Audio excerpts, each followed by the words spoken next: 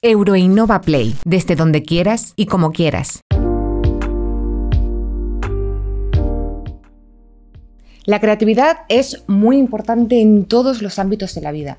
Cuando estamos ante un problema que tenemos que resolver, ya sea laboral o personal, y le dedicamos tiempo a encontrar la solución, a veces muchísimo tiempo, estamos siendo creativos. Estamos generando ideas gracias a nuestra imaginación y al trabajo del subconsciente. Este proceso creativo necesita una dosis grande de inspiración. Pero tenemos que saber que el cerebro, justo antes de que aparezca la luz inspiradora, se produce una actividad importante en el hemisferio derecho que conecta información que a priori no está relacionada entre sí, pero que sí que es esencial para dar una solución, a lo mejor inesperada, pero con seguridad satisfactoria. En el ámbito del cine y la publicidad, la creatividad es inseparable absolutamente de todo el proceso audiovisual, desde la gestación de la idea hasta su distribución y exhibición final. Bienvenidas y bienvenidos a Euroinnova Play. Hoy vamos a hablar sobre la importancia de la creatividad en el sector audiovisual publicitario y las estrategias creativas que se utilizan para diseñar y dar vida a mundos sensoriales únicos en las producciones audiovisuales. Para ello, contamos con Coraima Mengíbar, directora visual y creativa en Índigo. Hola Coraima, ¿qué tal? ¿Cómo estás? Hola, muy bien. Estamos encantados de tenerte con nosotros. Yo estoy deseando de hablar de todo lo que nos vas a contar, que es un tema súper interesante, súper creativo y súper especial. Gracias por aceptar nuestra invitación. ¿Cómo estás? La verdad que bien, ahora estoy en un momento trambólico de mi vida, por así decirlo, pero creo que eso justo, el otro día hablaba con un compañero de trabajo y me decía, aprovéchalo. Ahora mismo es el momento, cuando en tu vida hay movimiento, ese movimiento, si lo sabes de alguna manera, no sé, trabajar y demás, al final salen piezas que te hacen tener recorrido, o como por ejemplo proyectos que he tenido personales que me han llevado a trabajar con marcas increíbles. Entonces, bueno, estoy bien, trabajando mucho, viajando mucho y ahora aquí en Granada. Pues me encanta que nos cuentes esto y nos lo digas. Me resulta súper curioso, quiero saber ya todo sobre ti, todo lo que nos tienes que contar, y me alegro de que estés en un momento realmente interesante y bueno, y prometedor, por lo que parece. Antes de que empecemos a hablar, me gustaría que nos contaras de ti, de tu trayectoria, de todos esos proyectos tan increíbles en los que has estado trabajando, y me gustaría de hecho saber qué es lo que te ha ido moviendo para dedicarte a lo que te dedicas y en qué sentido te viene ese contacto con la creatividad. A ver, el primer contacto que tuve fue con mi hermano, además. Mi contacto con el arte, porque empieza ahí, es porque mi hermano es historiador del arte, entonces me llevaba pues con 16, 15 años a museos de arte contemporáneo, y fue mis primeros contactos con artistas, me llevaba mi primera cámara y grababa, y ahí empecé a decirle a los museos, oye, ¿queréis mis vídeos? Y a partir de ahí... ¿Cuántos años tenías? 16, 17 máximo. De 15, 16, 17 aproximadamente. Él me llevaba a diferentes lugares, me decía, Coraima, mira, conoce a Marina Abramovic, conoce a JR, conoce a artistas internacionales que en ese momento yo decía, ¿quiénes son? Ahora mismo son mis referentes actuales. Es curioso cómo después de tantos años siguen estando en mi imaginario. Después de eso decidí hacer una carrera de comunicación audiovisual. Además fue un poco así, un poco loco, tampoco lo tenía muy claro, es como que a partir de ahí lo tuve todo claro, pero antes no. Es una cosa que todo el mundo me dice, siempre me parece que lo tienes claro, digo, bueno, no. Había un momento en el que realmente, quería hacer algo de visual, pero no sabía el qué. Y después a partir de ahí compaginé carrera y la creación de Índigo. Y bueno, compaginaba rodajes y cositas así mientras estudiaba. Claro, me pasó que cuando llegué a cuarto de carrera, terminando el TFG, yo ya tenía mi empresa. Y claro, eso ha hecho de que desde los 18, ahora que tengo 28, esos 10 años he estado pico pala, como se dice, ¿no?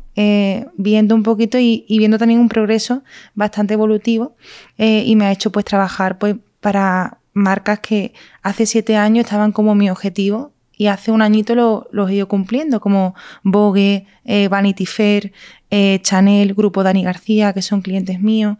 Al final, o está también en Tech Talks, que también era un sueño para mí, que me llamaron. Y bueno, también estaba dirigiendo para Dunkin' Coffee, la dirección creativa y visual. Entonces, bueno, al final he estado como siempre intentando mirar un poco más allá de Málaga, aunque siempre no olvidando mis raíces, porque para mí eso es súper, súper importante, es como mi objetivo principal, decir soy malagueña, pero miro sin fronteras al mundo y ojalá verme próximamente, yo qué sé. Es que no le tengo miedo a rodar en ningún lugar. Es más, me apetece mucho descubrir el mundo a través del trabajo. Qué bonito lo que dices, seguro además que lo vas a conseguir porque por lo que nos cuentas y lo que sabemos has hecho un montón de cosas bastante interesantes que yo creo que nos vas a enseñar un poquito de ellas. Me parece un grandísimo ejemplo que desde ya la carrera, que probablemente, bueno, nos dice que estabas ya en rodaje, no sé si directamente en el departamento, no sé en qué departamento estarías, pero ya desde ahí ya fuiste y creaste tu empresa antes de acabar. O sea, eso, por favor, que sea como ejemplo, porque no es normal tampoco que con 15, 16, 17 años esté tan interesada en el arte, grave y diga proactivamente, oye, ¿quieres mis vídeos? O sea, se apuntabas maneras.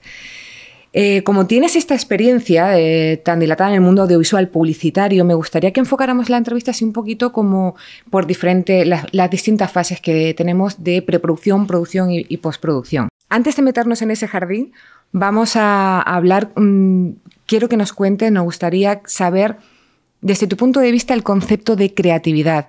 ¿Qué es para ti y qué crees que impulsa la creatividad? A ver, la creatividad al final no tenemos que olvidar que es una habilidad.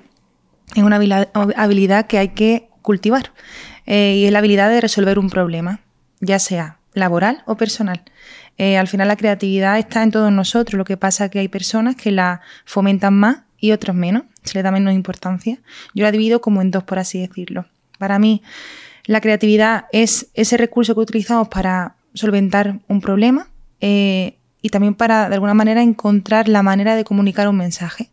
Ya sea que tengas dentro, como en mi caso, pues hay momentos que no sé comunicarme a nivel, pues simplemente hablando, simplemente cojo un vídeo y expreso lo que necesito sacar de mí. Y en el laboral, al final hay una frase que me acompaña mucho, que es que la necesidad agudiza el ingenio. Yo no tenía dinero para irme a Madrid, por ejemplo, y digo, vale, pues ¿qué hago en Málaga?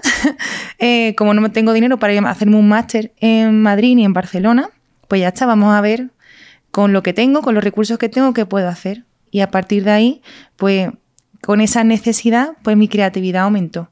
Entonces dije yo, venga, vale, vamos a inspirarme. Me inspiro aquí, aquí, aquí, y ya desde aquí saco. Entonces creo que al final en la agencia es igual. Yo pienso que yo trabajé un año en agencia y pienso que es una caja de resolver problemas todo el rato. Y problemas que son para ayer.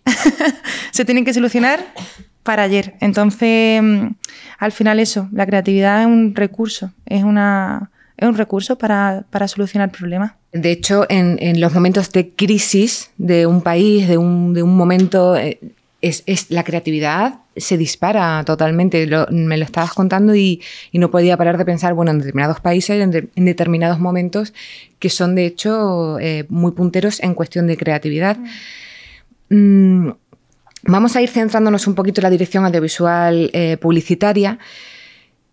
Cuéntanos cómo de importante, que sé que es mucho, pero cuéntanos cómo de importante es la creatividad para las marcas y para las producciones. Vale. Al final nuestra imagen, de alguna manera, también comunica quiénes somos. Si una marca no sabe, de alguna manera, dirigir su mensaje al público que tiene que verlo, si no sabe cómo dirigir tanto visual como conceptualmente el producto o la campaña que tenga, cualquier cosa, no importa el mensaje, al final no tiene rumbo. Creo que una buena dirección estratégica, tanto visual como conceptual, y obviamente creativa, cambia el rumbo directamente, ya sea de un artista, de una marca o de un proyecto. Por eso creo yo que la dirección creativa al final es la que crea como ese esqueleto por el cual todo confluye. Si no hay una buena dirección, es como si no tienes tienes una mesa con 3 patas y no 4. Va a estar inestable. Entonces hay que trabajar bien en cómo se crea esa mesa y a partir de ahí ya comprometerte y tener también un buen líder, que sea camaleónico, pero también directo, que tenga las cosas claras, que también es una cosa creo que es súper importante. Y eso, que no tenga miedo. Creo que también es importante ese concepto para una buena dirección. Pero sobre todo, una una marca sin dirección visual y estratégica, siento que se puede perder o puede pasar un momento, que me ha pasado con marcas bastante potentes, que de repente ves que dice, pero ¿dónde va? ¿Dónde va? Y es porque justamente ha habido un cambio en la dirección creativa. Ahí hay un nuevo puesto o algo y o puede ir para muy bien o para muy mal. En muchos casos va mejor para bien, porque a veces la frescura de una nueva mente, también eso ayuda a la marca. Pero también que la marca debe saber quién tiene que dirigir esa creatividad. Son un montón de decisiones que hablaremos en breve de ellas. Vamos a empezar con la primera de las fases, la preproducción. Cuéntanos un poquito primero en qué consiste esta fase. Vale, pues básicamente la primera parte es que la marca se comunica en ese momento, hay una primera reunión, una primera toma de contacto y la puesta en marcha. Y te llega un briefing donde básicamente son las necesidades concretamente del cliente. Vale, llega ya el equipo de creatividad y dice, vale, ¿cómo resolvemos el problema? Justo lo que estábamos hablando antes.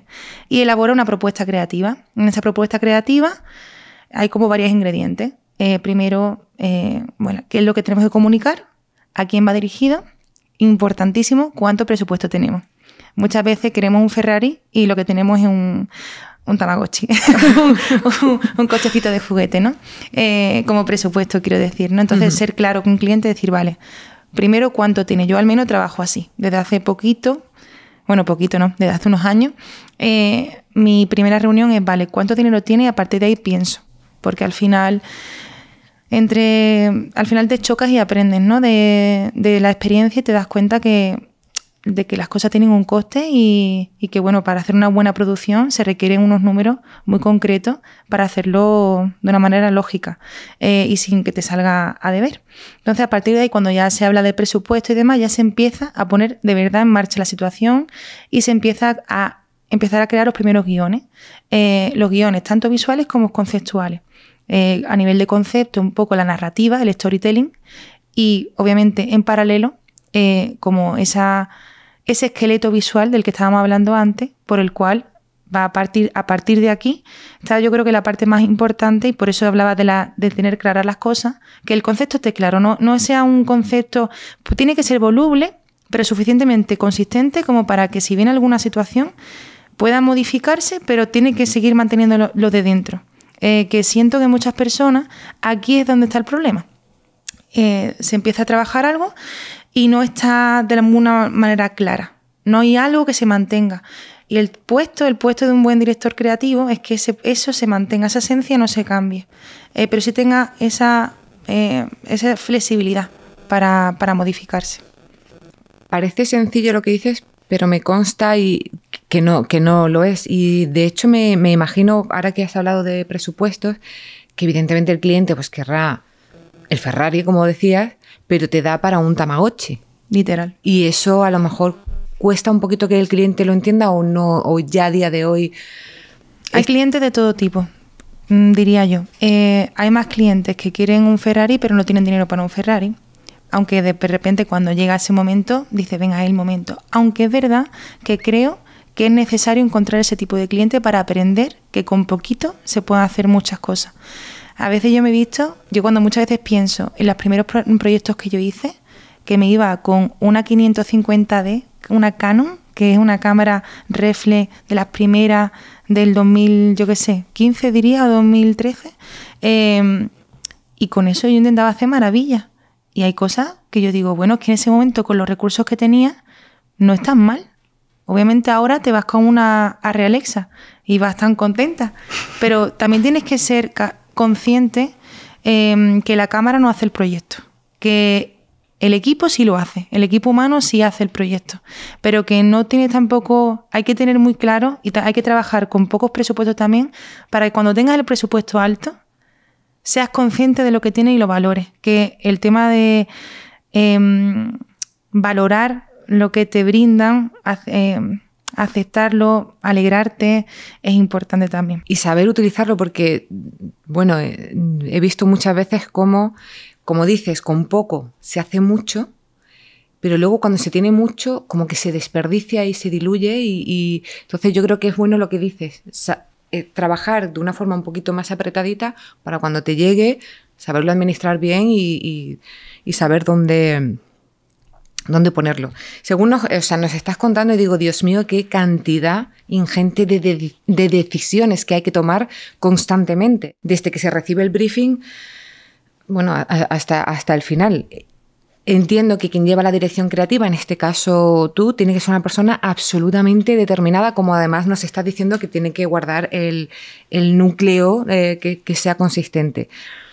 Cuéntanos en esto cuán importante es y por qué, aunque ya nos has relatado un poco, pero a lo mejor dices, pues mira, es que precisamente en este caso, un caso que tú sepas que, bueno...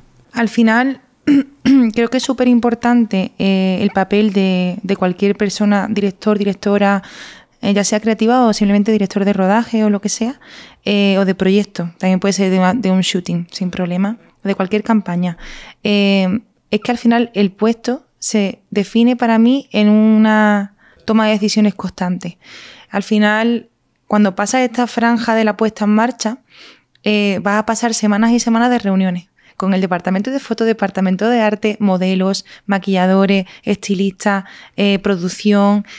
Todas esas personas tienen preguntas y tú tienes todas las respuestas. Entonces, tienes que ser suficientemente tranquila, y yo no me considero tranquila concretamente, pero sí es verdad, tienes que ser ciertamente fría para saber qué responder y de una manera lo más clara posible para que no haya ese juego del vaso, para que la información no se diluya y que todo el mundo lo tenga bastante claro. Para mí el puesto de un buen dossier es importante.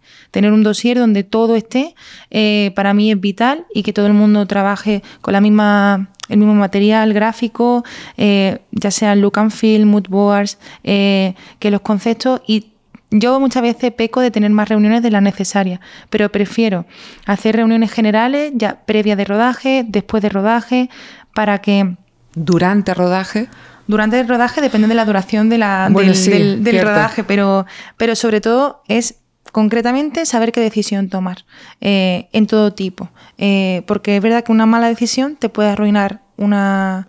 Bueno, y también obviamente los imprevistos, que siempre pasan. Los imprevistos están por todos lados. Los imponderables.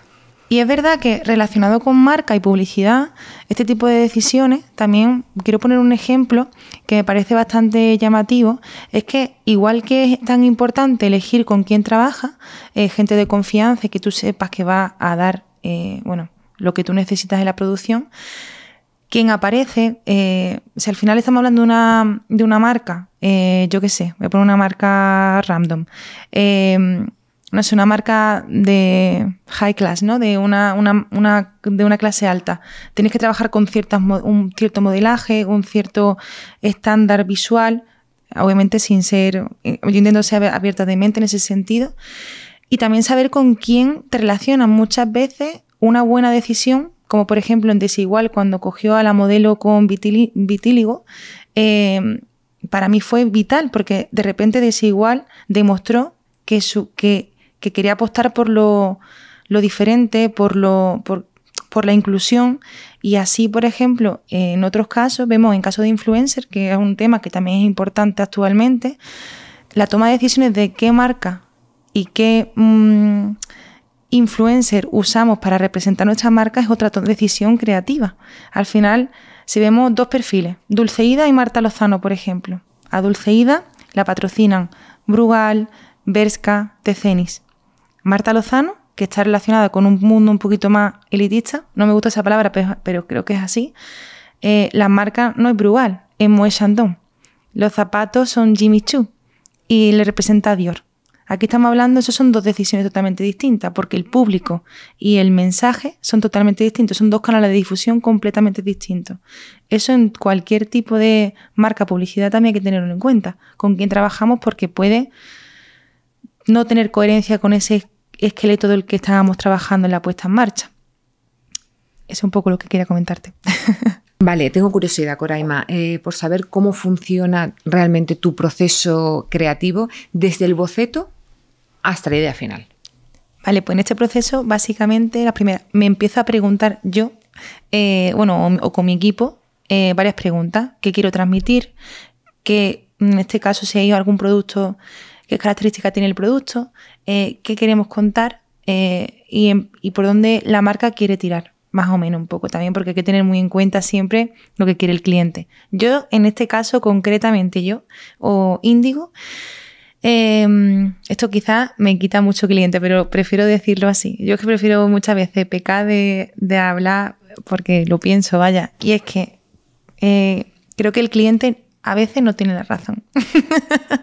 Y hay que también, en este proceso de bocetaje, por así decirlo, hay que también tener muy claro, tener claras tus ideas. Yo me he visto en situaciones en las que hemos hecho algún tipo de service, Índigo, y hemos trabajado con otras productoras o con otros perfiles, donde he visto mucha inconsistencia hablando con clientes. El cliente es cliente, obviamente, y el cliente tiene que tener la razón. Y hay que hacer un poco lo que el cliente quiere. Pero también hay que decirle al cliente que no. Entonces, para mí, ese proceso de bocetaje es importante, la toma de decisiones por parte de la productora y que tampoco sea simplemente sí a todo al cliente. No, hay que también ser un mix. Y en el híbrido vamos a crear algo interesante. Entonces, para mí, eso es súper importante. Y a partir de la pregunta que quiero transmitir, empiezo ya a decidir. Es verdad que yo trabajo muy visual. O sea, lo primero que... Sí que es verdad que yo normalmente yo siempre llevo una libreta, empiezo a bocetar normalmente y empiezo a tener ciertas imágenes. Siempre suelo poner música tranquila y la verdad que en cuanto empiezo a leer lo que me ha dicho el cliente, me encierro. Normalmente me pongo un poco de velita o algo así para relajarme. La verdad que le veo un punto de meditación. Yo recuerdo una conversación que me dijeron, tu meditación es hacer guiones.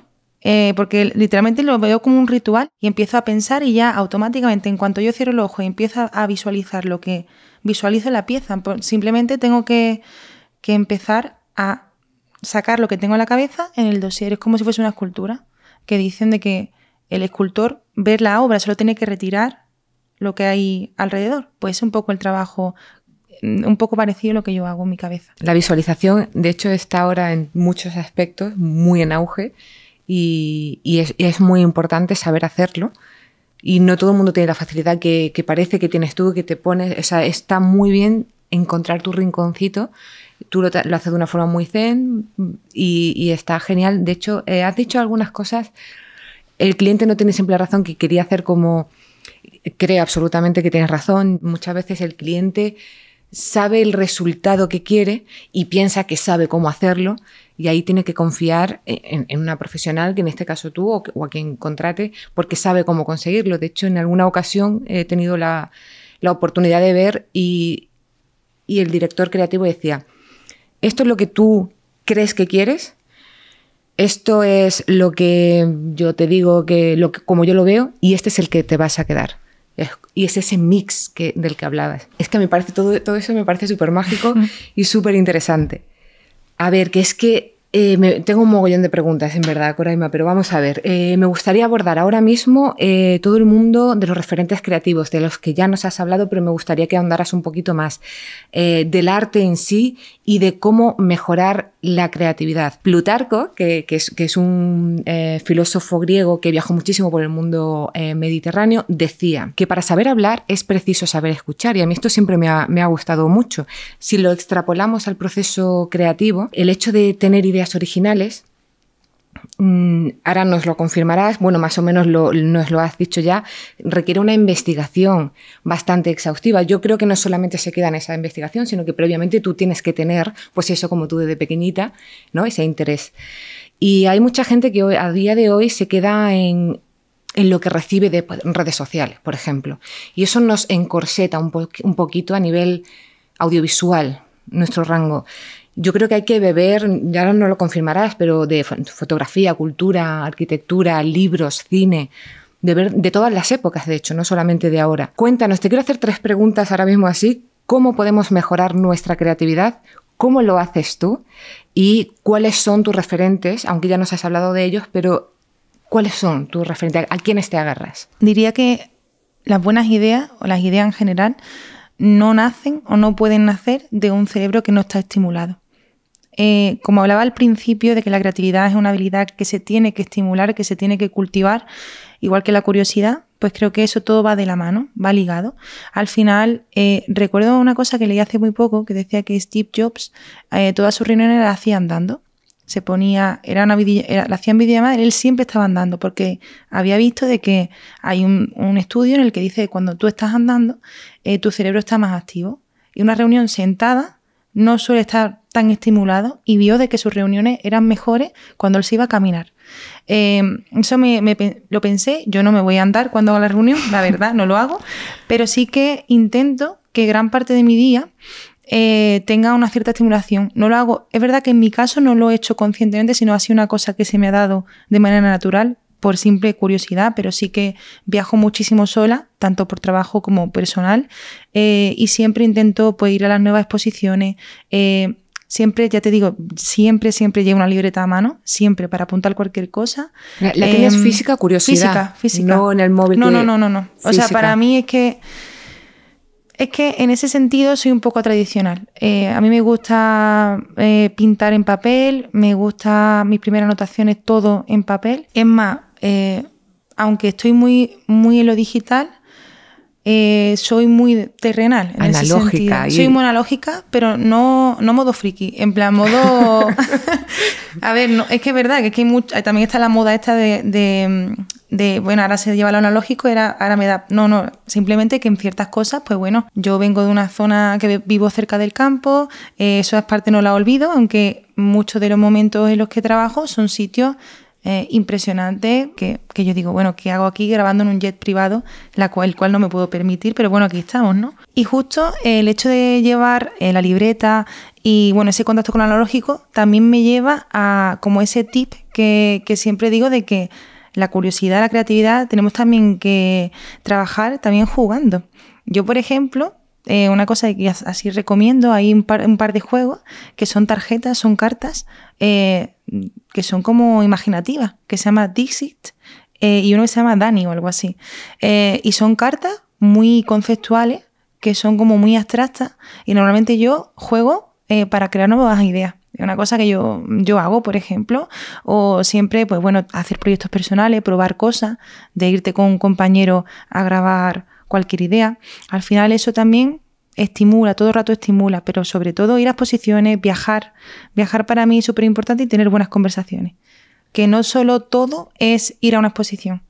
Te puedes inspirar de una persona random de la calle. Como nos estás hablando mucho del arte, ¿qué opinas tú sobre este concepto que ahora hay, bueno, que lo ha habido siempre, pero que ahora está como más de moda aún, de que el arte es la respuesta? Pues que sin duda el arte es la respuesta. Es que para mí me he dado cuenta a lo largo de los años, cuando he visto proyectos míos, sobre todo personales, que desde luego la obra ha tenido una conversación conmigo. Es como si de alguna manera fuera una conversación conmigo misma, pero en tiempos distintos. Y creo que muchas veces en momentos oscuros es que creo que al final toda persona creativa vive las cosas de una manera muy, muy intensa a nivel emocional. Y creo que la respuesta, el lugar, a veces el arte, porque no tienes otras herramientas para poder gestionar lo que te está pasando. Por lo tanto, para mí, el arte es la respuesta, sin duda, pero para todo. Me ha encantado eso de la conversación con la obra en tiempos distintos, porque de hecho es que el arte es considerado arte por eso, porque no importa en qué época de la vida se esté, siempre tiene una respuesta que dar o una interacción, en fin, es que es súper interesante. Pero antes de seguir y antes de pasar a la siguiente fase, que sería la producción, me gustaría que nos dieras así algunas preguntas genéricas simples que haya que tener durante el proceso creativo, la planificación estratégica y qué pasos hay que dar para desarrollarla, así un poquito como un esquema. Vale, pues primero creo que cuando estás trabajando ya un poco ya la idea en general, debes de tener sobre todo un poco la cronología, empiezas a preguntar, sobre todo en este caso creo que empieza la relación fuerte con la directora o director de producción, en el que empiezan todas las preguntas, venga, ¿cómo hacemos esto? ¿Cómo literalmente creamos lo que acabas de pensar, ¿no? Entonces empieza esa relación de preguntas de, bueno, ¿dónde, cómo, cuándo y por qué, ¿no? Al final ahí también va a haber muchos problemas. Hablábamos antes de todas esas situaciones en las que vienen imprevistos. me viene un caso muy concreto que pasó hace como unos 4 meses aproximadamente, en el que me viene una marca, Saigu, una marca de cosmética, en la cual me ofrece hacer una campaña nacional de un producto. Era una campaña veraniega, íbamos a rodarlo en las costas de Girona, unas costas impresionantes. Habíamos trabajado 3 semanas y media en un concepto, todo ya prácticamente cerrado, producción completa, gastos incluidos, de 35 personas. Son muchas cosas ahí. Uh-huh. Y sobre todo ya un equipo muy coordinado. Todo el equipo lo tenía claro, todo el equipo ya sabía qué hacer, todo el alquiler estaba hecho, todo maravilloso. ¿Qué ocurre? Llega un imprevisto, que además, como imprevisto se llama, pues vienen los problemas gigantes, que había una tormenta eléctrica y además una tormenta bastante grande por Barcelona, y se informa 2 días antes de la producción. Vale. Imponderable, potente. Entonces, claro, ahí llega una fase de crisis en la empresa y de la marca. Empiezan las reuniones urgentes y todo el correo era urgente. Y en ese caso, toda la responsabilidad recaía en mí. Y fue una situación muy dura, en el sentido de que en 24 horas, literalmente 24 horas, porque no podía ser en 48, tenías que cambiar totalmente lo que habías trabajado en 3 semanas y media y empezar a pensar nuevos conceptos, nueva paleta cromática, nuevo concepto sobre todo, y pasar todo de exterior a un estudio.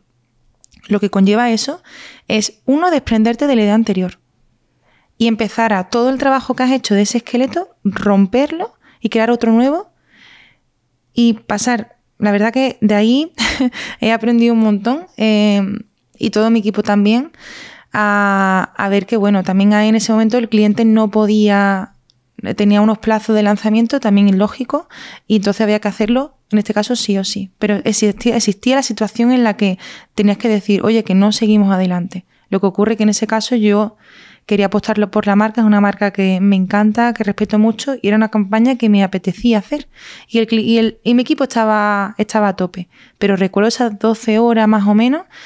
Recuerdo unas 12 horas constantes que no me levanté del despacho, muy sufridas, y bueno, que se pasó de pensar en vender el producto, imágenes de playa, de recuerdos de un verano, a de repente nos vamos dentro del interior del producto, pensar en cómo era visualmente, qué eran las sensaciones, era totalmente un concepto distinto, y fue complicado que todo el mundo, todo tu equipo completo, volviera a estar conectado contigo y con esa idea, y el cliente que la aceptara, que también existía ese momento. Entonces, pues llegan esas cosas y te da mucha experiencia, y bueno, también llega el momento en el que ha pasado hace poquito en una producción en Suiza que iba a pasar lo mismo, y dije, esta vez no, otra vez no.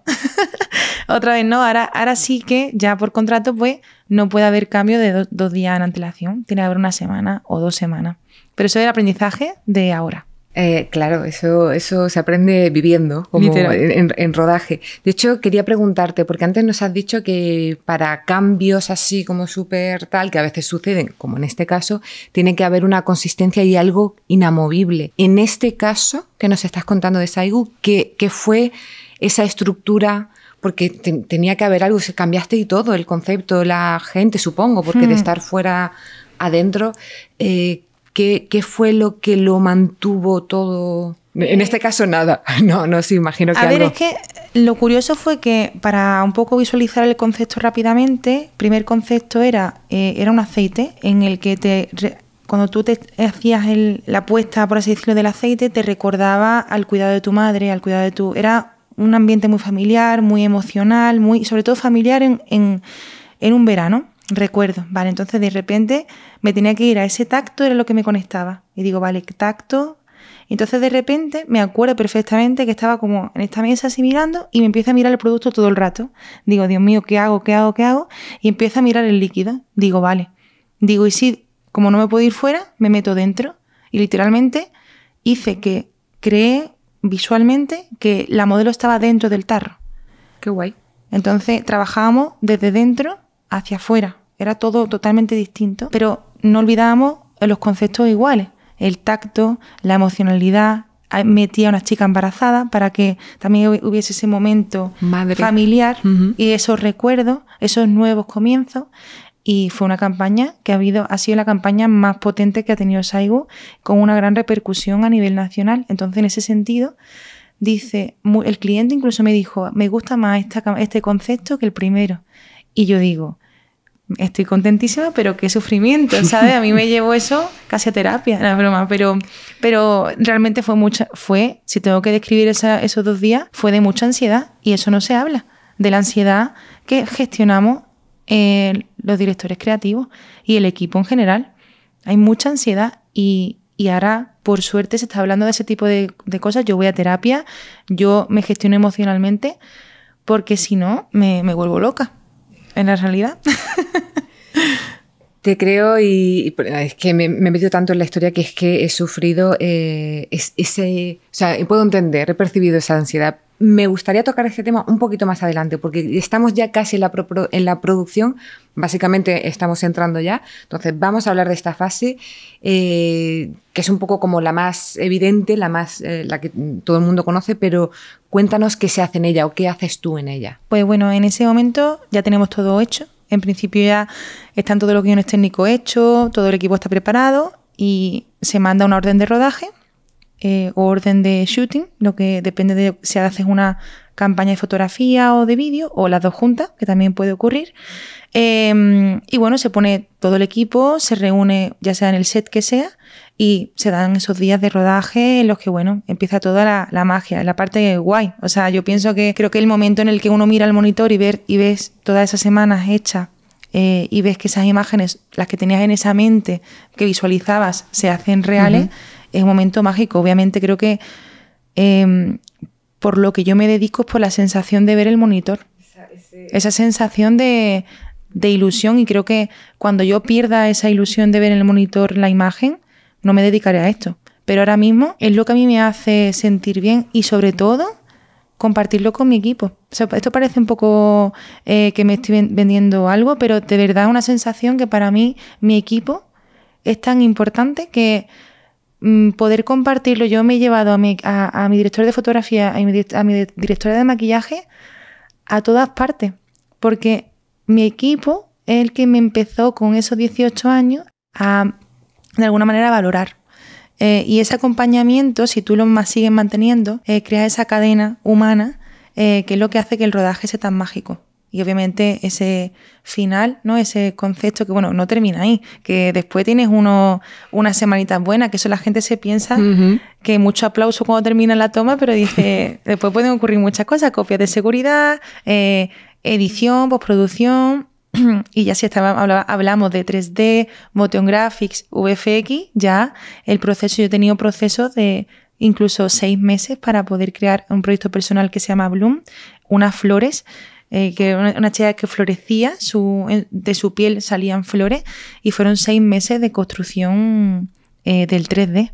Era malla aplicada a piel, que eso no es tan fácil, y además era la primera vez que lo hacíamos, era algo experimental, y bueno, el proceso se puede alargar un montón. Lo que decías del trabajo en equipo, o sea, de esta sensación que tú tienes con tu equipo, yo creo que cualquiera que se dedique, bueno, a un trabajo en equipo como es el audiovisual, pero vamos, incluso en el deporte, creo que te va a entender muy bien, porque es cierto, es tanta intensidad, son tantas horas de trabajo que se crea esos lazos, y que es, si te ponen los pelos de punta de gallina cuando lo compartes con tu gente, cuando sufren contigo, cuando se acaba todo, cuando se sale de crisis tan bestiales como la que nos has contado en Barcelona.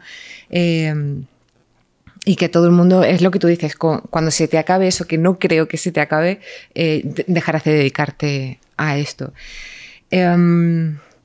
Claro, nos estás contando que en la dirección creativa hay que defender tanto la propia creatividad como los intereses del anunciante, y tú lo has dicho que, bueno, nos lo estás mostrando, y has dicho que tú eres bastante honesta, incluso para decir que el cliente no tiene siempre la razón, pero tu trabajo tiene que ser, y es muy honesto, no solamente enfocarse en ofrecer un grandísimo servicio al cliente, sino en que sea notorio, trascendente, y que acaben como los de esta marca que dijo, es que me gusta incluso más, estabas tan implicada, te habías metido tanto y tenías tan fuerte el núcleo que finalmente sale algo incluso mejor. Entonces, danos así algunos tips y consejos que puedas darnos desde tu experiencia para desarrollar una buena labor en la dirección creativa. Pues lo primero sería pensar de manera global. Al final creo que hay que buscar esa coherencia y me pasó también hace muy poquito que me contrató una marca de joya y de repente me dice que quiere hacer 6 colecciones, 6 campañas y que todas sean distintas, pero que todas sean de la misma marca. 6 colecciones completamente distintas, con conceptos distintos, colores distintos, pero todas en sintonía tienen que tener un ADN común. Entonces, para ello, obviamente, buscar homogeneidad. Creo que como cualquier persona que busca un estilo, a eso también lo puedo poner en paralelo como cuando uno empieza a dedicarse a esto. Está buscando su estilo y parece manos tijeras, ¿no? Tiene como una mezcla de todo, un Frankenstein. Al Frankenstein hay que quitárselo, hay que buscar tu camino y encontrarte, como cuando uno se encuentra a nivel personal, pues también en lo creativo, en lo artístico o lo laboral, tienes que enfocarte, que esto es lo que me gusta a mí, yo soy esto, vale, a partir de ahí, pues la marca es lo mismo. Si esta marca es esto, pues vamos a crear su ADN y buscar ese puntito en el que todas esas decisiones pues sean acorde a ese ADN. Y bueno, sin duda, creo que también hay que poner un punto en el que cuando te sientes muy cómodo con la marca, también hay que poner puntos de cambio. También trabajo para, por ejemplo, Dani García, hago la dirección visual de toda su marca y al final con ellos son como 8 restaurantes distintos por todo el mundo. Cada uno con su ADN distinto y todos son del mismo cliente. Eso es un trabajo de un puzzle y todas tienen una coherencia y todas son distintas. Pasamos de restaurantes japoneses, restaurantes italianos, restaurantes muy mediterráneos y estamos trabajando también en Dubái con un proyecto muy castizo, pero en Dubái. Eso también hay que adaptarlo. Entonces, cuando tú tienes una dirección visual homogénea, pero que dentro de esa homogeneidad hay cierta heterogeneidad, pero controlada, es lo que hablamos antes, mantener ese núcleo, pero que sea voluble, porque puede venirte de repente, yo qué sé, otro concepto totalmente distinto, súper futurista y que sea de Dani García. Y dices, vale, otro concepto visual, ¿cómo lo mezclamos? Ahí está un poco el punto de nuestro trabajo para ver qué podemos hacer ahora, cómo lo podemos comunicar para que tenga sentido. Y de ahí es mirar ese esqueleto y mirar, vale, ¿qué hemos hecho antes? ¿Qué vamos a hacer ahora? ¿Y cómo lo adaptamos? Claro, es que todo esto que nos estás contando de las diferentes marcas, de que incluso en una misma marca, pues con las joyas hay distintas colecciones, Dani García, distintos restaurantes, te viene un huracán. Bueno, y lo que dices del trabajo en equipo, o sea, en un rodaje hay muchísima gente. De tu propio equipo, el cliente suele estar allí, hay muchas decisiones. Entonces, me gustaría que entráramos un poquito, que ya lo habías mencionado antes, en el mundo del miedo y de la crisis creativa, que yo creo que todo esto que estamos diciendo puede en un momento dado avivar estos momentos, ¿no? De inseguridad, de incertidumbre, de duda. Y como decías tú antes, todo esto hay que saber gestionarlo. Hay que tener una buena inteligencia emocional y si no la tienes, recibir ayuda para que te dé las herramientas y gestionarlo. Y como también nos habías dicho en esta fase, bueno, en todas las fases, pero ya aquí en producción, en el rodaje y en preproducción también, las preguntas que te pueden hacer son miles de millones y tú necesitas contestar.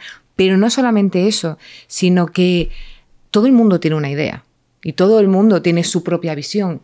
En ti recae y en tu dossier, que me parece fantástico que se tenga para acudir a él, en ti recae pues el hecho de que todo el mundo acabe haciendo la misma película, el mismo anuncio, la misma historia. Pero es que entra en juego el tiempo, el dinero, los egos, competencia, tantas cosas que cómo gestionar todo esto. Y también es muy interesante saber ver, aceptar y valorar las buenas ideas que te puedan aportar, evidentemente manteniendo tu visión, sin que eso cambie y lidiando con los momentos de estrés. Vale, puestos en situación, cuéntanos Porque además todo esto es en plan de, y todo esto tienes que ser súper creativa y lo quiero para ayer. Cuéntanos, desde tu experiencia, ¿cómo se sobrelleva esta crisis, estos momentos de crisis creativa en situaciones así? En primer lugar, diría de que hay que tener en cuenta de que una crisis creativa, aunque esto no lo repitamos, realmente, siendo sincera, cuando viene se sufre igual. Porque es como cuando viene una ruptura. Pues la ruptura uno nunca está preparado. Por mucho que te digan, no, esto pasa, esto es temporal, ya, pero el sufrimiento lo tiene una. Entonces, igual que eso, pues la creatividad, una crisis creativa, tienes que tener en cuenta que es un paréntesis en tu vida. Y que también que es una cosa que es temporal. A veces el problema es que el que sea temporal no ayuda porque lo quieres para allá. Pero también eso es importante, entender que uno no puede estar al 100%, hay que respetar los tiempos, hay que entender que ahí puede haber un año que no estás tan creativa y no pasa nada. Es decir, no pasa nada.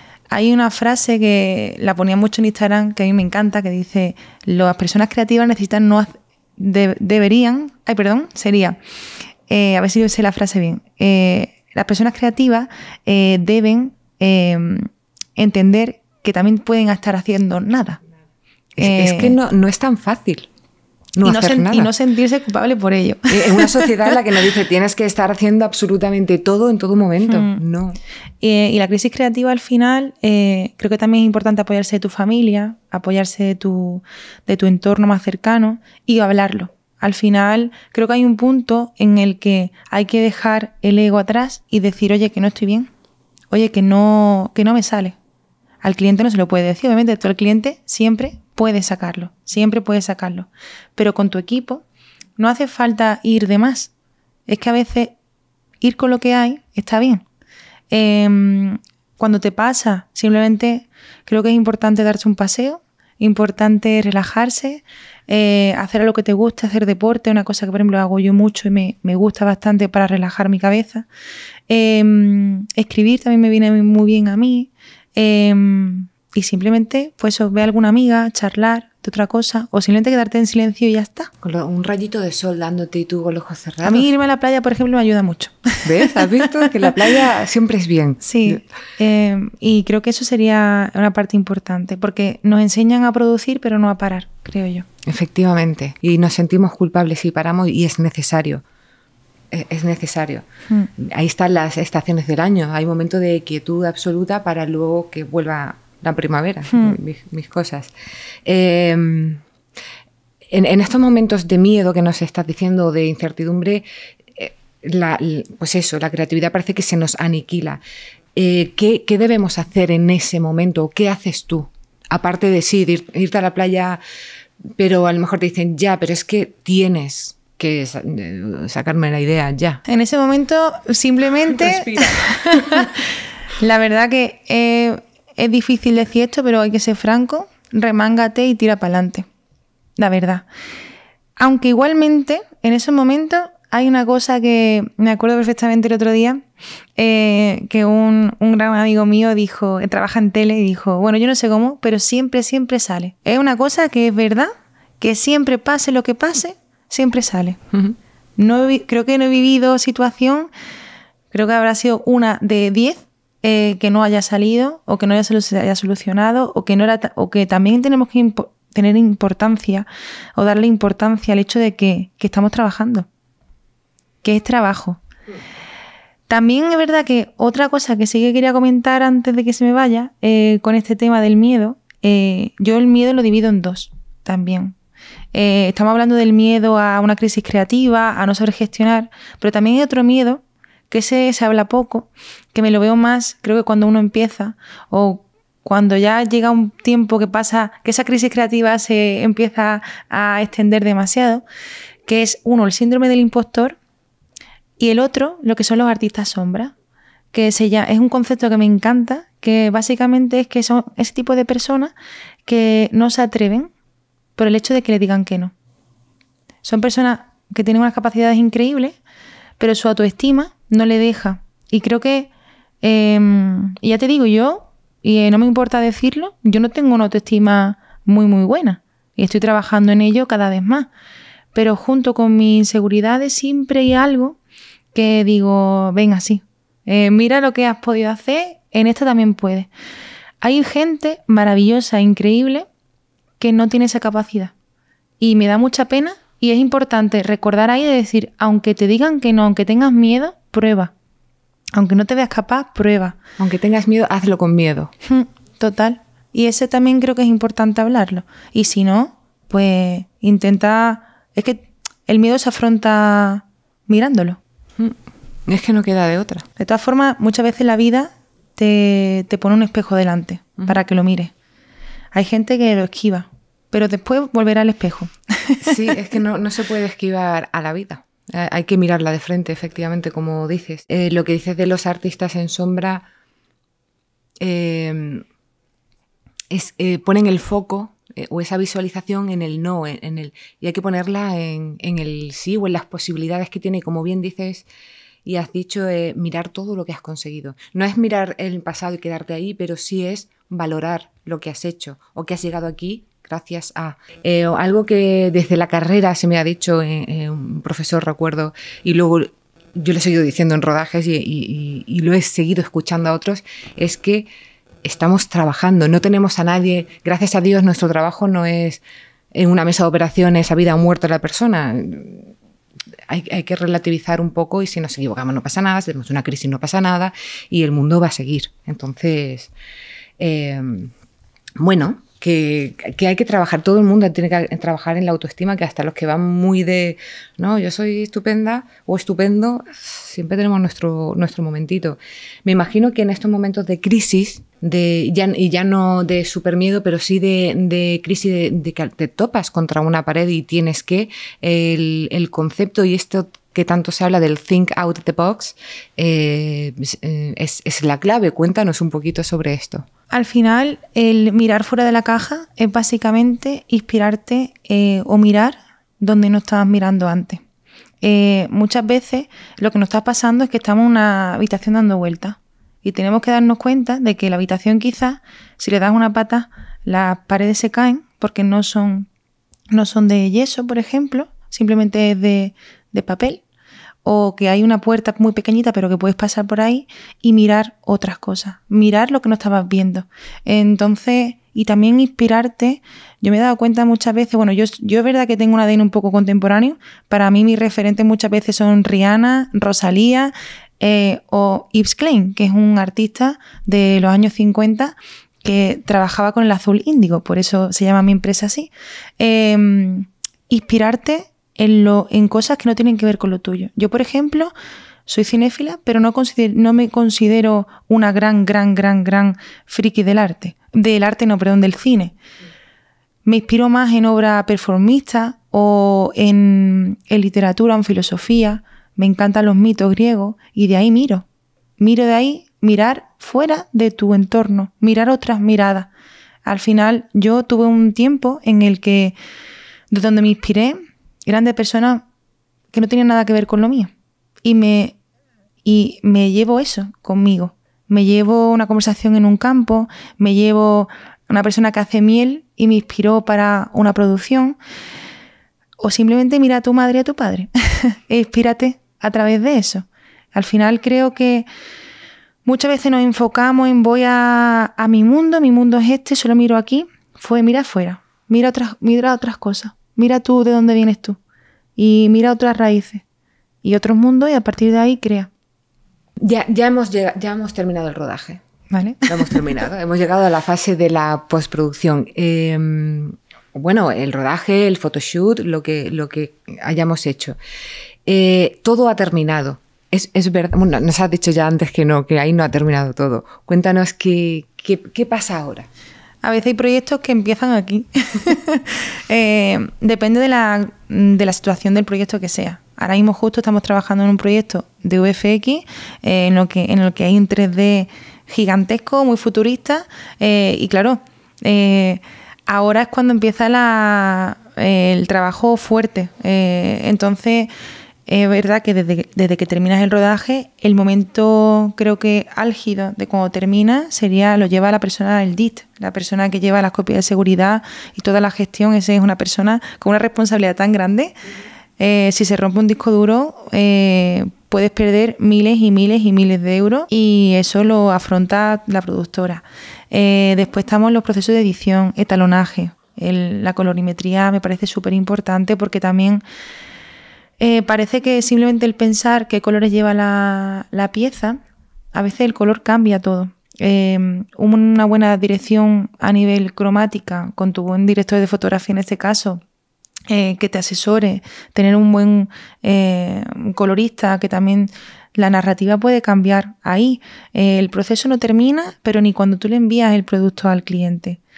Después tienes el lanzamiento, tienes que ver cómo está funcionando, si se está entendiendo, si tiene que después haber adaptaciones. Y no olvidemos de las modificaciones, que ese es un tema, al menos en los trabajos que nosotros hacemos, las modificaciones muchas veces son una situación preocupante, porque ya es verdad que ahí te tienes que asegurar un poco que el cliente sepa cuántas modificaciones puede hacer. Se pondrá sobre contrato. Sobre contrato y acotar. Pero es verdad que los primeros años una ha pecado de no saber eso o de no saber decir que no, pero es que al final cada tiempo que pase tienes que pagarlo. Entonces, el presupuesto es el que es. Entonces, bueno, ahí también hay que entender y ver, intentar obviamente tener muy claro ese briefing y lo que quiere el cliente para que no tenga muchas modificaciones que hacer y ya está. Has dicho, estamos en montaje, talonaje, colorimetría. No me gustaría que acabáramos sin preguntarte la importancia de la psicología del color para la dirección visual. Pues básicamente el color es súper importante porque de alguna manera no podemos olvidar ese factor sensorial, emocional que nos conecta con los colores, ¿no? No es lo mismo que una campaña sea roja a amarilla, obviamente, o que sea blanca o negro. Al final, el negro, por ejemplo, puede ser elegancia, es un color muy, muy, muy, muy profundo, y el blanco puede ser pureza, limpieza, el azul. Al final, creo que es importante que trabajemos conociendo estos tipos de conceptos porque una buena elección del color puede cambiar totalmente el mensaje de la campaña. Lo vemos por ejemplo, hay uno de mis diseñadores favoritos, es Jacquemus, que es un director creativo y bueno, es básicamente el creador de la marca Jacquemus en Francia, y él trabaja por colores. Cada colección es un color. Ahora la última que ha hecho es rojo. Y se compromete con el color. Para mí es una gran inspiración porque concretamente trabaja la psicología del color de la mejor manera posible. Se compromete con un color y va a ello a tope. Entonces, pero porque comprende que ese color te va a transmitir tal mensaje y tiene sentido con la colección que va, y por eso te digo que es súper, súper importante hasta qué color te lleva las uñas la modelo. Bueno, está muy, muy corporativo, ¿no? Total. Coraima, quiero saber si todas tus obras tienen un mensaje común, una raíz, un hilo conductor, un denominador común, algo que digas es índigo. Sin duda, todo lo conecta una cierta verdad. Yo creo que es una conversación conmigo misma constantemente, en la que básicamente todos los proyectos, de alguna manera, cuentan un aprendizaje que he tenido yo en ese momento. Y puede ser tanto en proyectos personales como en laborales, porque Saigu, por ejemplo, está conectado con un momento de mi vida en el que me estaba conectando con lo más terrenal, con lo más sencillo, con lo más humano. Después hay otros proyectos como Bloom, que me conectaba con un momento súper oscuro de mí misma en el que necesitaba florecer, por eso se llama Bloom, que es florecer, y era un mensaje hacia mí misma de florece, que a partir de aquí, y fue un florecer creativo directamente porque es que me llevó a trabajar para todas estas marcas que te he dicho, y eran proyectos personales, que no tenía ningún tipo de objetivo más que expresarme. Y pasó que Vanity Fair me lo publicó en exclusiva en su canal y de golpe y borrazo empecé una carrera durante 2 años por ese proyecto que me llevó a terminar trabajando para Vogue dirigiendo en Barcelona. Entonces tú dices, bueno, ¿cómo ha podido ser eso? Pues mira, de un momento muy oscuro, vital y personal, me llevó a un momento brillante de mucho aprendizaje también y de darme cuenta que la persona que comenzó ese proyecto había cambiado muchísimo y que quizá esa oscuridad la miraba con otros ojos también. Por eso, de nuevo, te comento que se conectan. Por eso ese hilo conductor sigue estando y creo que seguirá estando porque esas obras siguen vivas de alguna manera. Y creo que eso es lo bonito también de este proyecto. El hilo conductor eres tú, es la honestidad y todo lo de ti que pones en cada trabajo. Me parece súper interesante lo que nos has dicho de Bloom, porque te quería preguntar, pero de hecho casi que nos lo has dicho ya, que los proyectos personales son, bueno, en el trabajo creativo, en el mundo artístico son casi inevitables y en este caso parece que te ha dado un poder transformador o has sido transformador en tu vida, como es el caso de Bloom, que te ha abierto las puertas a muchísimos trabajos o a otro nivel, a otras esferas. No sé si quieres decirnos algo más acerca de lo que supone para ti o de lo que ha supuesto para ti esos proyectos personales. Pues básicamente me quedaría con que los proyectos personales te enseñan tanto a nivel creativo de probar cosas. Ahora, por ejemplo, voy a empezar otro proyecto, no tiene nombre todavía, pero sí que está conectado con lo que me está pasando actualmente, sin ninguna pretensión de buscar nada, pero sí que hay algo en la cabeza que me dice, esto sé que algo me llevará, ya sea conocer a X persona o ir a tal lado.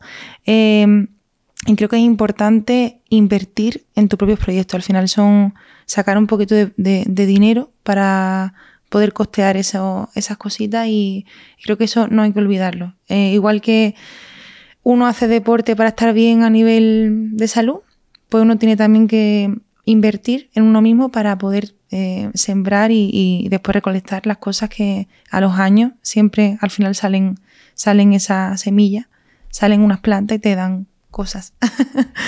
Nos lo apuntamos y debemos de eso, de apostar por nosotros, por nuestros proyectos, plantar la semillita, regarla y, oye, ver una planta en un futuro. Coraima, me ha encantado, ha sido un placer y un gustazo tremendo hablar contigo sobre un mundo tan creativo, tan audiovisual, tan interesante y que nos has aportado un montón de cosas y un montón de valor de tu experiencia. Has sido súper generosa, has sido súper honesta y nos has dado nos has dado Coraima Índigo. Me quedo un poco con la sensación /resumen, digamos, de que el proceso creativo es un proceso de investigación, es un proceso de trabajo súper intenso y súper duro que nunca termina, que tiene su fase de bloqueo, crisis, que hay que da a otra fase de venga, vale, lo dejo estar, descanso, que sea lo que Dios quiera, y luego a ese momento tan maravilloso de la inspiración, que, como decía Picasso, que nos tiene que pillar trabajando, así que hay que trabajar para que ese momentito nos llegue. A modo de despedida, creo que nos has dicho algo súper interesante antes, pero bueno, te lo pregunto de todas formas por si la quieren apuntar. ¿Qué frase o lema te acompaña siempre? Bueno, sin duda, la frase que me lleva conmigo desde que empecé es una frase que me dijo mi padre que decía, el no ya lo tienes. Pues ya, esa no la dejo. Muy bien. Esa no es la que nos habías dicho antes y me encanta, el no ya lo tienes. O sea que... busca el sí. Ahí va. Pues, me la apunto, nos la apuntamos. Nosotros nos despedimos ya, recordándoos que en Euroinnova Play seguiremos apostando por una educación acorde a la realidad profesional y a un aprendizaje significativo para tu vida laboral. Muchas gracias, Coraima, por estar hoy con nosotros, por acompañarnos y a vosotros, como siempre, por estar ahí. Gracias.